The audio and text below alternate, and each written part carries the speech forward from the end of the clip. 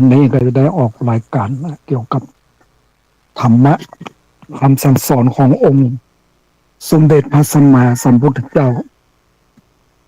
เมื่อตะวานี้ก็ได้พบกับท่านพระครูวิศวัตติวัดไฟหินติวัดเนี่ยติวัดป่าแดงนะแล้วก็พอดีเนี่ยมีท่านเจ้าวาดของวัดไอ้อย่างนะที่วัดที่ฟ้าห้ามเนี่ยนะเข้ามาหาว่าอันได้ขาดคนไปแล้วได้ขาดคนที่เราไปด้วยกันไปแล้วก็คือท่านพระมหาวิษณุเนี่ยคือมาแล้วเนี่ยไปคือว่าไปด้วยกันที่ประเทศพม่านะได้ไปร่วมตัวกันนะแล้วเข้ามาพูดแต่ว่านี่เราก็ไม่ได้พูดอะไรอย่างอันนี้แล้วก็เนี่ยเมื่อตะกี้ได้ฟังเนี่ยฟังกันไปประเทศอินเดียของจกคุณเนี่ยระยะทางจากที่นั่นไปที่นั่นนะมันไปท่องเที่ยวอินเดียนะก็มันนั่นดูแล้วเนี่ยความลำบากของการติดเดินของพระพุทธเจ้านี่นะกว่าจะไปปลดปัญจวัคคีย์เนี่ยนะมันเป็นระยะทางกับบัดเจ็บน้อยนะการเดินทางกันอย่างไปนี่นะเป็นใช้เวลาอยู่เนี่ยอันนี้มานึกถึงความลำบากของพระพุทธเจ้าแล้วเนี่ยก็ดูเปรียบเทียบสมัยนี้แล้วมันกันนั้นอยู่สมัยนี้เฮาเนี่ยไปไหนก็ไปรถไปลางด้วยความรวดเร็วแต่สมัยนั้นมันไม่ได้ไปด้วยทางรถทางรางเหมือนบัดเดี๋ยวนี้นะก็ไปด้วยนะสมัยนั้นก็เรียกว่ามีเกวียนนั่นนะต้องถ้าจะขึ้นไปก็ต้องขึ้นขี่เกวียนนี่มานึกถึงความลำบากของพระพุทธเจ้าของเราเนี่ยมันเนี่ยมันลำบากกว่าเราเยอะทีเดียวฉะนั้นเนี่ยเราก็มานึกถึงเนี่ยพระพุทธเจ้าของเรานะเป็นมีความเผยแพร่พระพุทธศาสนามีความลำบากมากน้อยเพียงใดเนี่ยเราได้ฟังในการที่ไปประเทศอินเดียเนี่ยของท่านเจ้าคุณเนี่ยที่วัดอยู่ที่นครปฐมเนี่ยเราก็มานึกถึงเนี่ยความลำบากของการที่เป็นเผยแพร่พระพุทธศาสนาอันนี้เรามานั้นนึกถึงความลำบากแล้วเนี่ยมันลำบากกว่าเราเยอะทีเดียวฉะนั้นเราเดี๋ยวนี้เราแน่ถึงจะลำบากมากน้อยเพียงใดเนี่ยแต่เราก็ต้องบาละความพยายามที่จะหือหันสัจธรรมความจริงเนี่ยแต่เราไปนะไปอินเดียนี่นะเราบางคนก็จะบ่นว่าโอ้ทุกข์ยากอย่างนั้นอย่างนี้นะแต่เราไปแล้วเราก็บอกให้บ่นเท่าใดนะเราหันบางคนเลยเขาก็บ่นกันอยู่แต่ว่าเราไปนี่เราบอกว่าเราไปด้วยศรัทธาความเชื่อความเลื่อมใสในพระพุทธศาสนาเนี่ยว่ามันนึกถึงเนี่ยพระพุทธเจ้าแล้วเป็นอย่างไรวันนี้ก็จะได้เอารายการเนี่ยทำสัมปยุตตภาษิตมาฟังตะวานี่เราก็ได้ร่วมกันในการทำบุญที่วัดป่าแดงนะแต่วันนี้ก็จะได้เอารายการออกนะคือว่าเราเนี่ยเอา ต้องเอาเนี่ย เอาพระธรรมเนี่ยมาเป็นแนวทางในการประพฤติปฏิบัติว่าเราเนี่ยทำถูกต้องมากน้อยเพียงใดแล้วเราก็จะได้เอามาค่อยควรดู วันนี้ก็จะได้เอาทำสัมปยุตตภาสิทธิ์เนี่ยนะสัมปยุตตภาสิทธิ์เนี่ยก็เป็นธรรมเนี่ยพื้นเมืองเนี่ยก็รู้สึกว่าจะเป็นการที่การศึกษาดีๆมากเป็นการทบทวนเราว่ามันเป็นยังไงนะโมตัสสะภะคะวะโตอะระหะโตสัมมาสัมพุทธัสสะเอวัมเมสุตังเอกังสัมมยังภะคะวาภาลานะอาสิอายังวิหะลาติอาอิสิปะตะเนมิกตายติอาเกอาภิกขุสังเคนาสารทะโวดูลาโสตุจันนะสัพปุริสะตั้งหลายตั้งหญิงชายหนุ่มอันเทาอันนาขาวาลิงน้อมในธรรมจุงปาการเว้นเสียยังปาปะกรรมอันนามา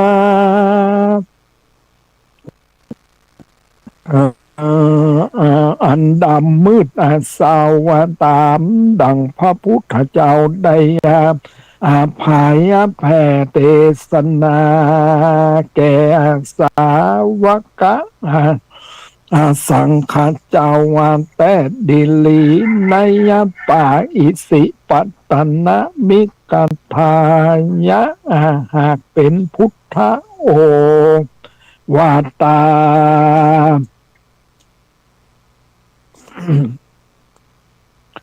ในวันละพุทธศาสนามาบอกขาดเพื่อเหือฝูงคนมนุษย์สัจจ์และเทวดาทั้งหลายได้เล็งอาหารอย่างทุกขเวทนาตั้งไปในและไปนอกทุกไปนอกความ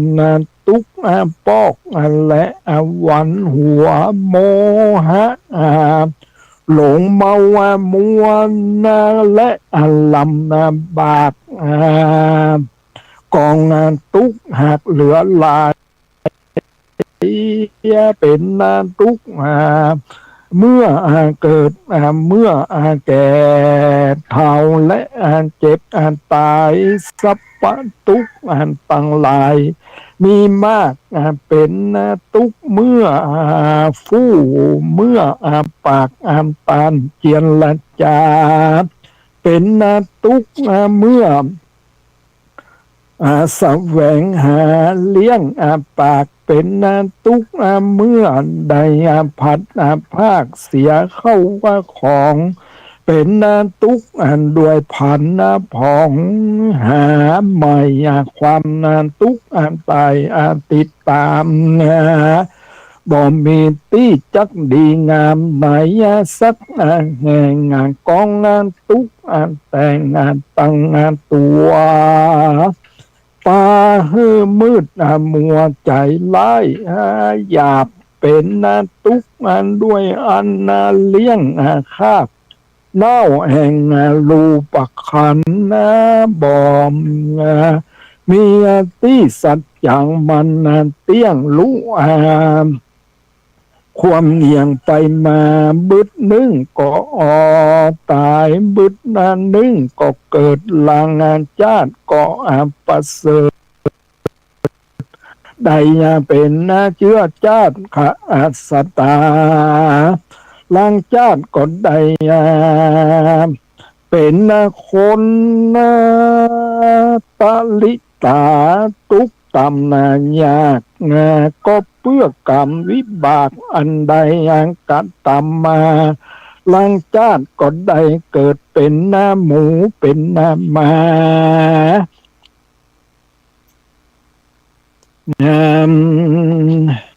ลังชาติก็ได้เกิดเป็นคนตีนหักมือง่อยหลังคดหลังขอก็หากเป็นทุกข์ด้วยใจขออันกาหยาบบ่อยู่ตามสุภาพกองบุญก็เพื่อไฟราคะหากไม่เผาตนจริงก้อยปากันอดทนยัง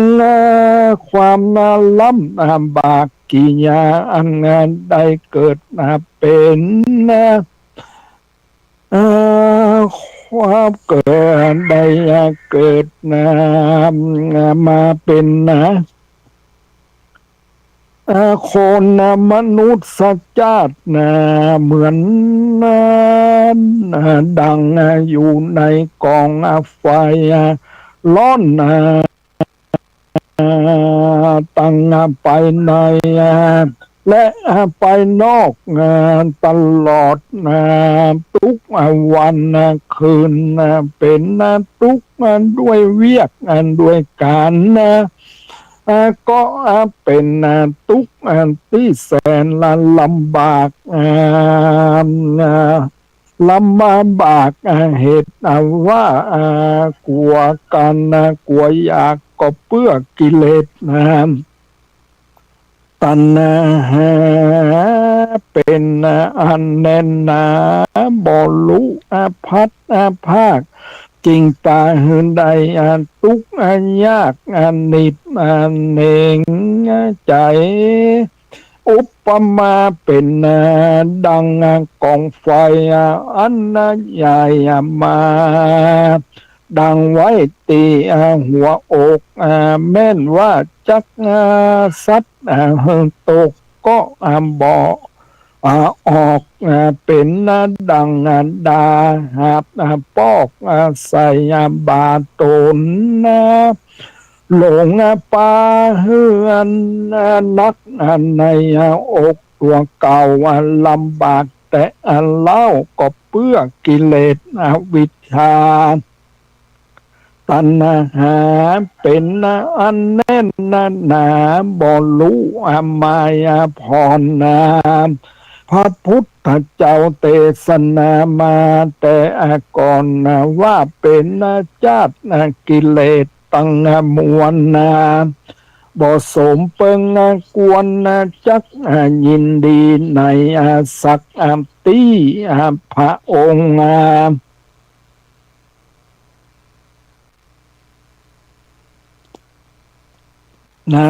กล่าวพระองค์จริงกล่าวจิว่ารูปขันธ์มีสา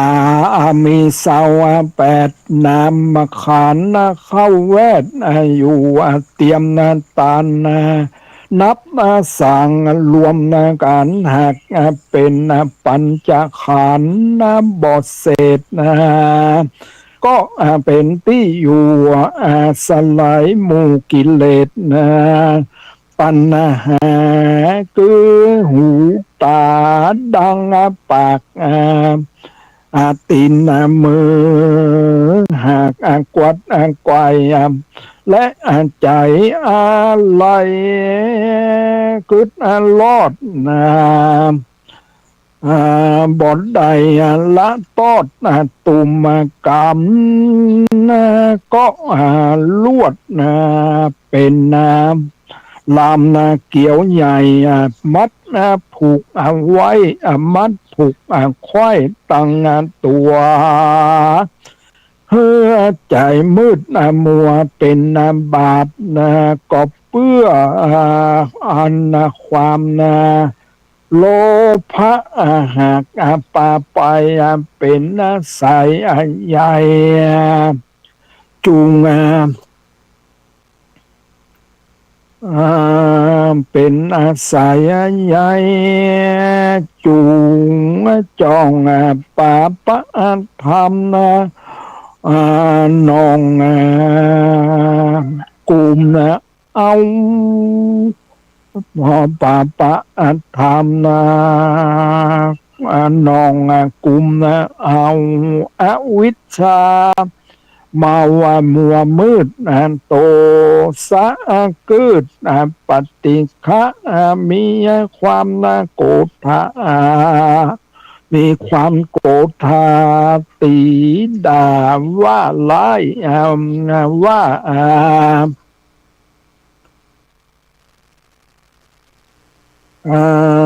หลายตังโมหะบ่เบาบางหลงโลภมากมานะหากถือตัวว่ากูนี้บอกกลัวภัยดุสวกนับเขาในพวกฝ่ายติทีกันเปิ้นจากำนันดีปล่อยดักอยู่กันได้ยินกำไลก็วายสู้สู้จอมสู้สู้จอบและถามหาถามหาวิจิกิจฉาปาเฮสังกาและสลังถินะบทต่างในความเปลี่ยนมิตรทะเบียนใจไฟ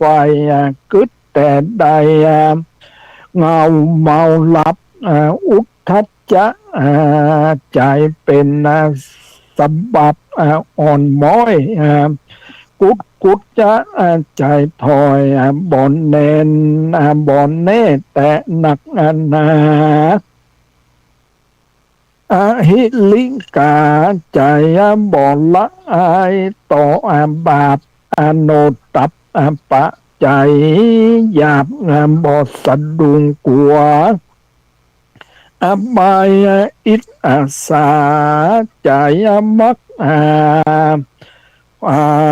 เสียดายคอยยวนต้านมัดสลิยังใจตานีบ่รู้ใจเตตานป่าปะ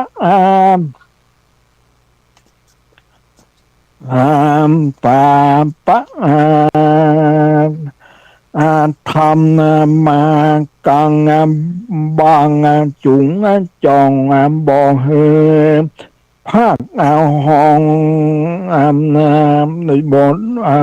ภาคห้องในโลกตั้งสามหลงเข้าว่าใจกันว่าดีว่างามว่าประเสริฐ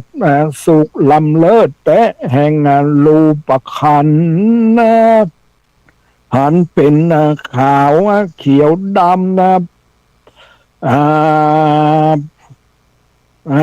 เขียวขาว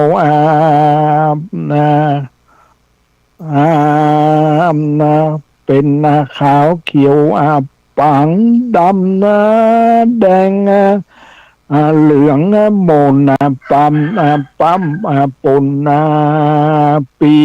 กวนกันเฮือนได้กวนกันเฮือกวนกัน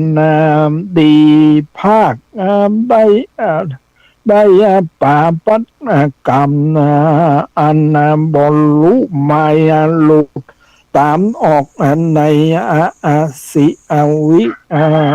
สะสุดหากแทบเตรียมมาเป็นธรรมเทศนาขากล่าวไว้ว่ายังมีใจผู้หนึ่งใจหันใจหยาดอันนาพญามัจจุราชหากใจหาก ใจเฮือมันโลฮือมันเลี้ยงงูพิษไว้สี่ตัวพิษมันมีบ่ปอดฮือหวานเกี้ยวรอบเอายังกาเอายังใจอาหารเลิกพังพันตังสี่ก้อยเอามือขี้แกะไข่กันงูมามันถอดเล่นไปลอดเกหาเกลือสาลาเลือนเป่าหกหลังเล่าใหญ่กันตัวของมันยังบ่อยู่ซ้ำเล็งซ้ำเล่นเข้าไปสู่ล้มไม้โพสไลอันมีใบนาล้มใหญ่เป็นที่ควายลองนอนลมปัดวอนใจมากมันนอนอยู่หันก็หากหลับไปส่วนว่าเสนาในผู้สลาดมันเป็นคนใจแห่งพญามัจจุราชจริงไปขายสารว่าใจผู้กาหารหนีออกพ้นจากบ่วงปอกงูปันแล้วพญาก็จำมันเลยไล่ว่าสู่ไปตามหามันพวกขาตั้งสี่คนก็ยันตัวไล่แล้วยังมีนักปราชญ์ใหญ่ผู้มีปัญญาจริงมาบอกเล่าใคร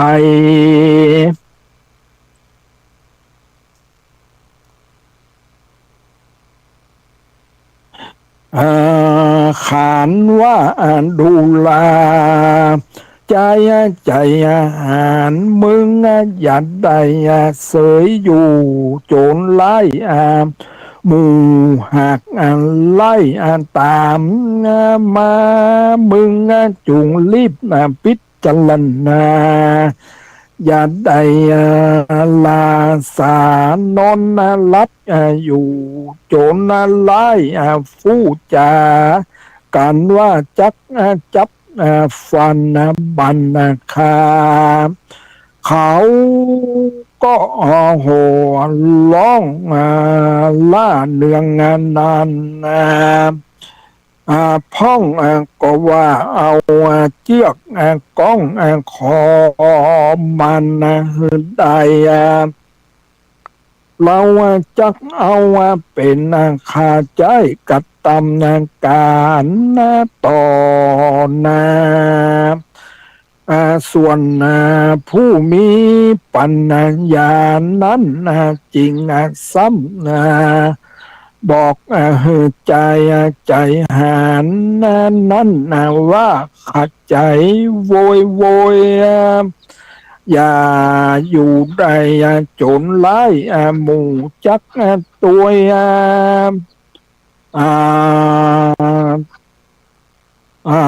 จักตัวตั้งเครื่อง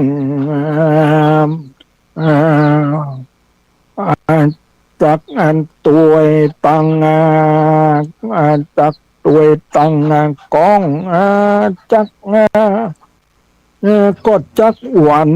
มัดศอกแปรพ่องก็จักเอาไม้แสไล่บุบตีพ่องก็จักเอาดาบไปเลียตัดขาดพ่องก็ อ่าก็จักตื่นญาติเอาไปเป็นค่าใจสอยตอนปั้มเลินเขาครอบขวามบอกเอาลวด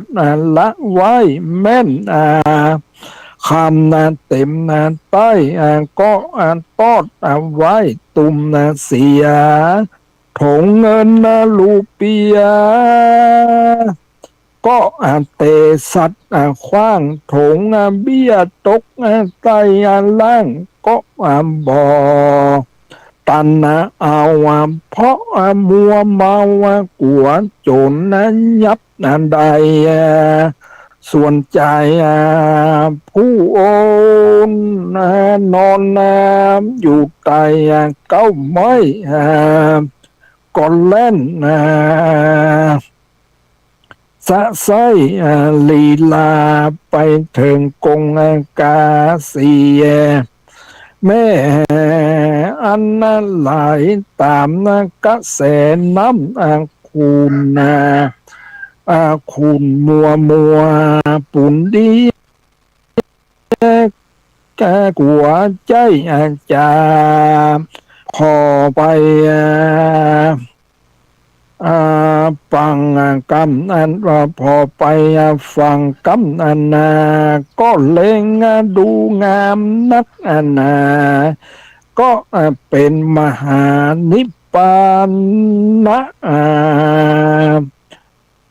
มันเตี้ยงบ่รู้ควรเอียง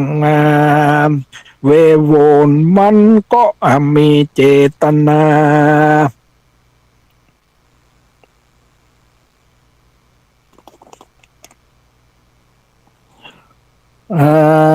มัก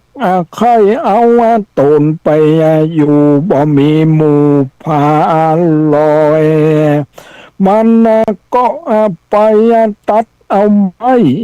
กวงยังบนดอยแปดเลมเอาคาดเกณฑ์เพื่อเป็นก่อเป็นปวงแปรดีมัน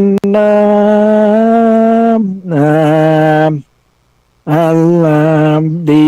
มันแก่นแล้วมันก็คืนขี่เล่นไฟไปถึงฝั่งน้ำกำพ้นจากโลกลาโลกพ้นจากโลกลาโลกาส่วนว่าไม่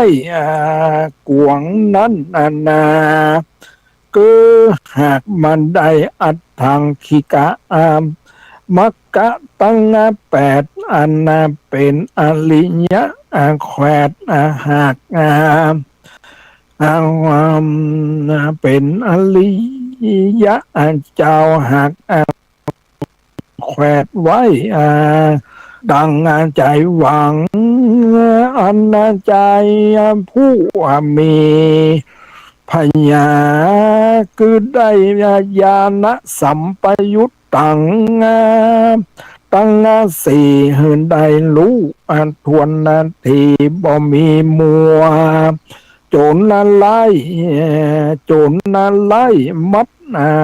นั้นคือหากได้เมียและผัว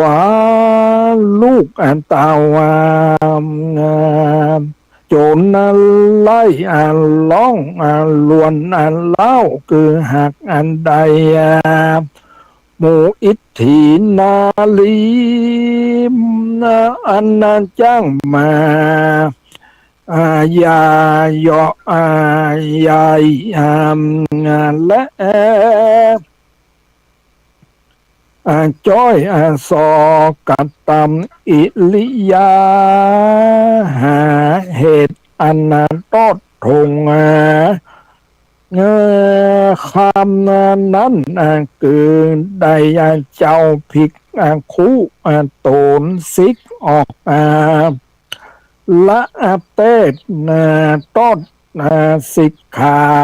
อันนาละทงเงินเกินได้เจ้าสัง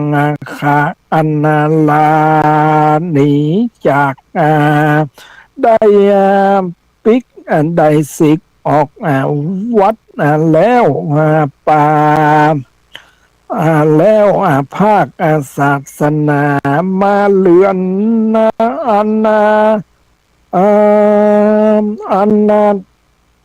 ต้องอันนาทงเบียนั้นคือได้คนคฤหัสถ์และใจตั้งหลายใจเฟื่อนฟุ้งซ่านบทใดกัวบทใดยานาเซิ่งและกำเมาว่ากำเมาโหมเมามัวมือกำเมามืดมัวดำใจถอยพวกข้าตั้งสี่คนนั้นบ่ใจของสักเล็กสักน้อยคือหากใดอวิชชาตัณหามานะทิฏฐิแถมในยะนึ่งว่ายังมีใจผู้นึ่งตาบอดกลางคืนปล่อยเล็งอาหารยามกลางวันหารมัวมืด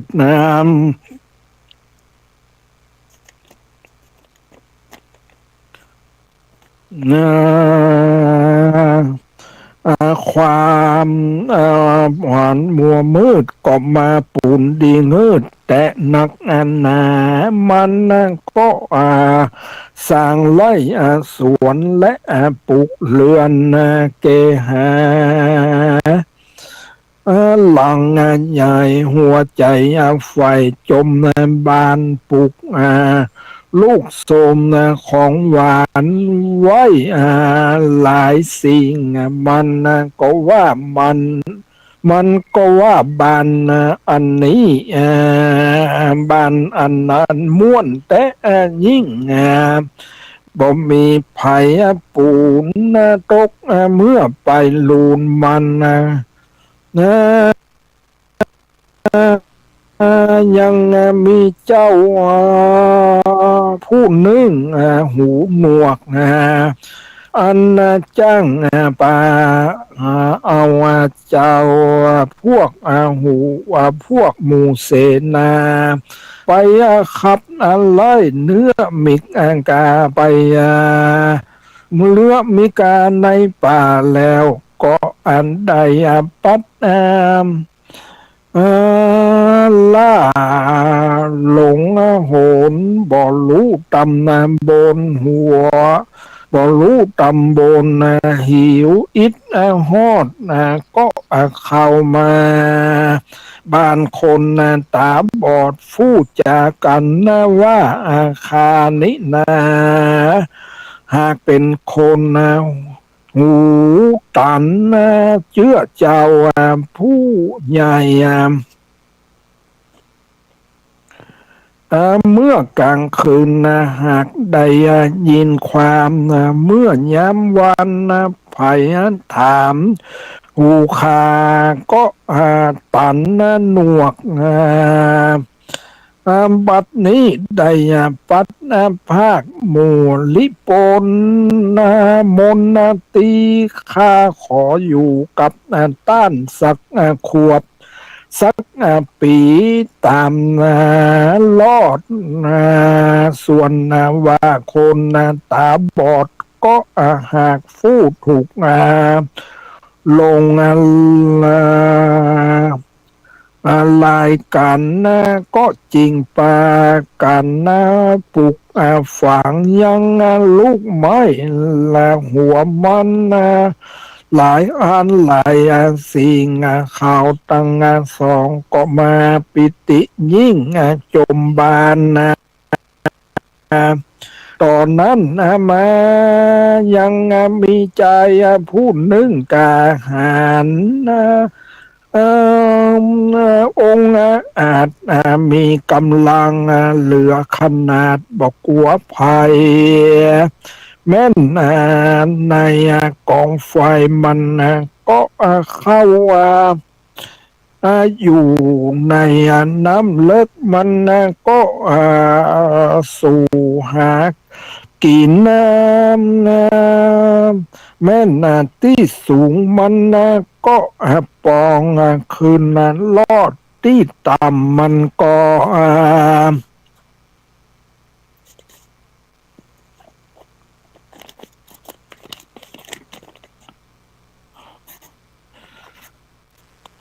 มันก็สอดลงท้องก็มาขอกับเขาตั้งส่งคือว่าตาบอดและหูหนวกว่าเราตั้งสามจุงกึศเฮดีจุงตั้งสามจุงกึศเฮเป็นปวงจุ่มเดียวกันเป็นเกี่ยวกันอยู่กันฟู่แล้วก็สู่ฟังส่วนใจผู้มีกำลังนั้นมันก็ปฏิบัติจัดแจงยังกันลาจากจัดการหลายสิ่งส่วนอันว่าคนตาบอดและหูหนวกก็จริงป่าจริงฟังกรรมตอนนั้นมาซ้ำดูหลากยังมีใจผู้นึ่งเกิงผักผักนึ่งดำผักนึ่งขาวมาขออยู่หาก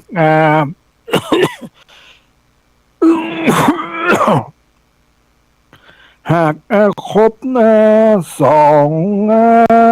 สี่คนกับกันเขาตั้งสามก็ถือเอาตามใจฝ่ายใจมันต่างคนต่างภาคก็ว่าคนผู้เกิงภาคนี่ข้าก็หักลักต่าง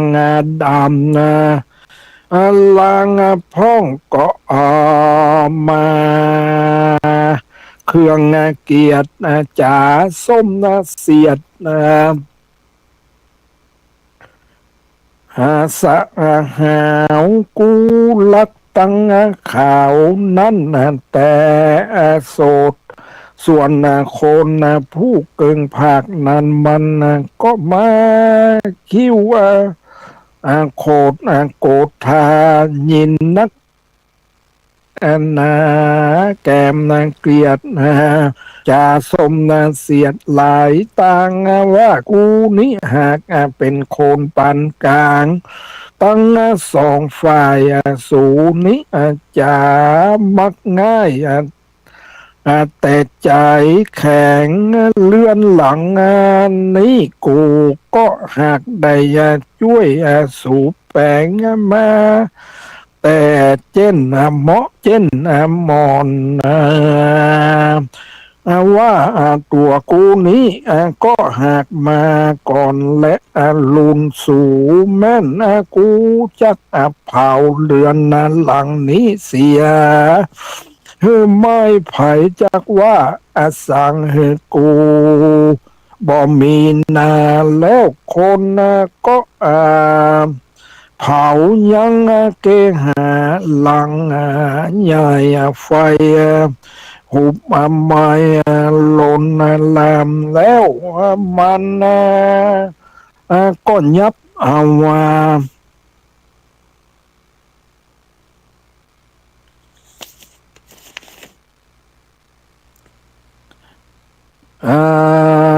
เขาตั้งสามไปขาความนาขาดเป็นผีแล้วมันก็มา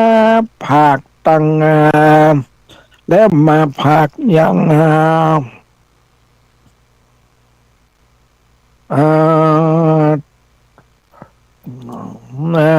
ผักยัง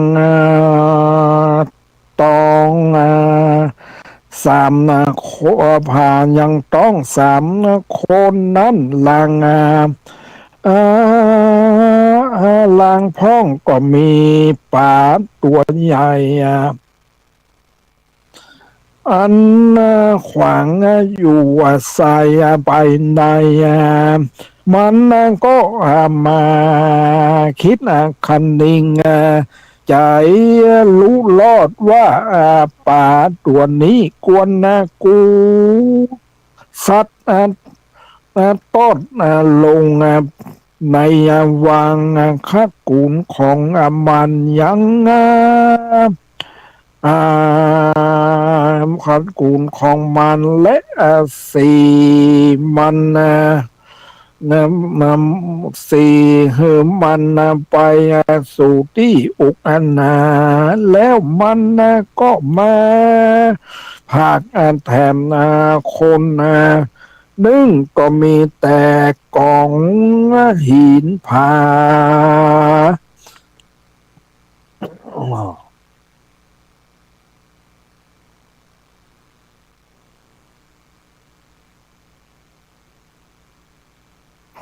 กองหินผามันก็มาพิจารณาดูรู้แน่ว่าอันนี้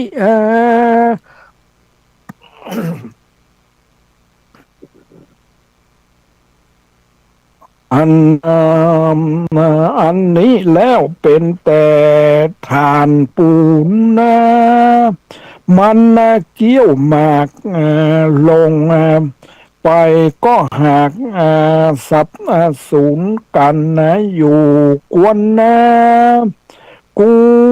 คว้างขึ้นบนดอยแล้วมันก็ผากแถมคนนึ่งก็บ่อหันลอยสั่งสักสิ่งก็มาปูนดีก็มาปูนงืดแต่ยิ่งหนักก็หากมาได้พยากตะทำนั้นเล่าอันบ่มีเชื้อเผ่าวงศาลางพ้องก็มีป่าตัวใหญ่ขวางอยู่ใส่ไปในมันก็มากึดคันนิงใจรู้ลอดว่าเป็นป่าว่าป่าตัวนี้กวนกูซัดตอดลงในวังข้ากุนของมัน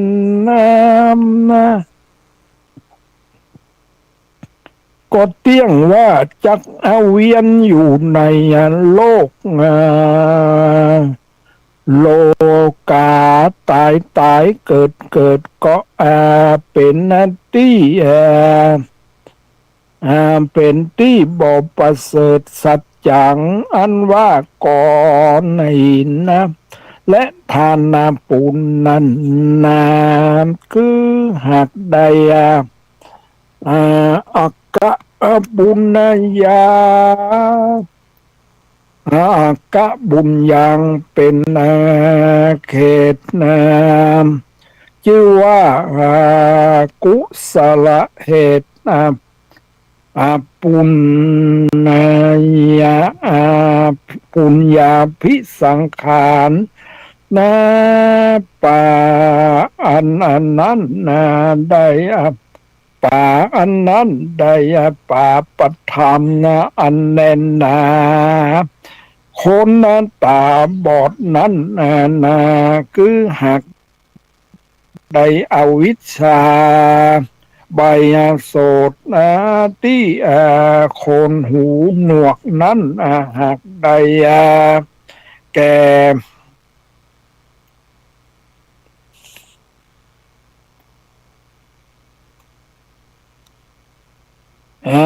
พวกตัณหาคนจ้างมาบังมั่งพาแม่นนางหญิงน้อยดามก็บอดได้ยินความตัณหานินามันเตียนย่อมลักอันดีอันงามหลงด้วยรูปด้วยรูปและอนามอยู่ใจส่วนว่าใจผู้มีกำลังนั้นอาศัยคือหากมันได้อุปทานคืออุปทานความถือมันอันบ่รู้หัวกรรมอันแน่นและป่าและวิปากาจริงเรียกว่าอุปทานถือเอาของพิษอะไรประการต่างจึ้นสู่ส่วนซึ่งสู่สว่างยินดีตินะยาสิทียินดีทียาถือเอามิจฉาทิฏฐิเป็นที่เพิ่งจักเป็นที่เพิ่งจักรลาเครื่อง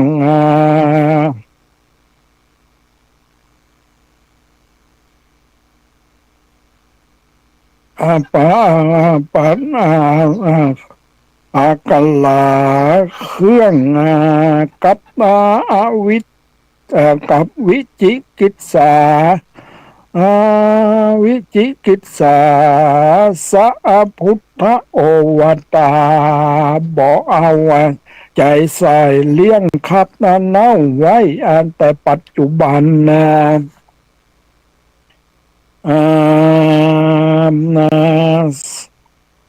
บาปบุญบ่หันเอาเปิ้นเป็นมอกถือเอาทำตัวนอกไว้เป็นที่สัจจังเอาญาณสัมปยุตตังบ่เลงสอดมีตาแล้วปล่อยเหือบอดบ่หันต่างอวิชชานินาบอดใจของบางนักใหญ่ตามดังตามนักปัจเจ้ากล่าวไว้ว่าอังกะโลคือเปรียบดังทานไฟดำอันจักฝนจักโทเฮือมันขาวพองก็บดใจจองแห่งปันทิตาปละมัฏฐาว่าเป็นของถือยากตา ที่แต่ก็หากอันนาก็หากอาจตามบอกลงเข็มนะว่าออกไปแล้วก็ซ้ำคืนมาเต็มตัวอกแห่งตัวดังเก่าอันนี้นะเป็นธรรมเรียกว่าสัมปยุตตภาสิตเนี่ยเรามันก็จะว่าแล้วมันก็เข้าในคือว่าเราต้องเข้าในตัวของเรานี่แหละมีอวิชชาตัณหาอุปทานนะเป็นเหตุเนี่ยตั้งอันใดต่างๆที่เราก็ต้องเอามาพิจารณาเรื่องธรรมสัมปยุตตภาสิตนี้ก็เป็นเรื่องที่เราจะต้องเอามาพิจารณาตามธรรมอยู่ก็จะเป็นไม้ใต้สองหนต่างที่เราจะไปไปข้างหน้าเนี่ย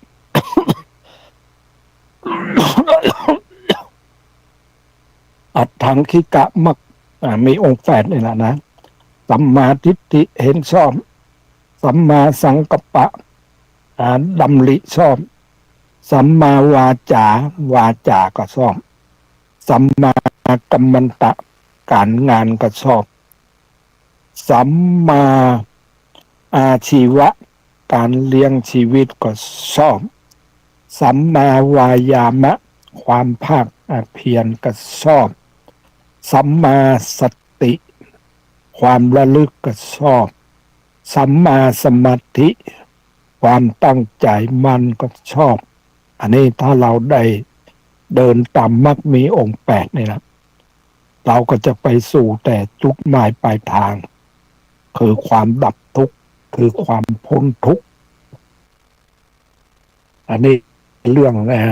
ทำสัมปยุตตภาสิตนี่มันก็เป็นภาสิตที่จะได้เอามาพิจารณากัน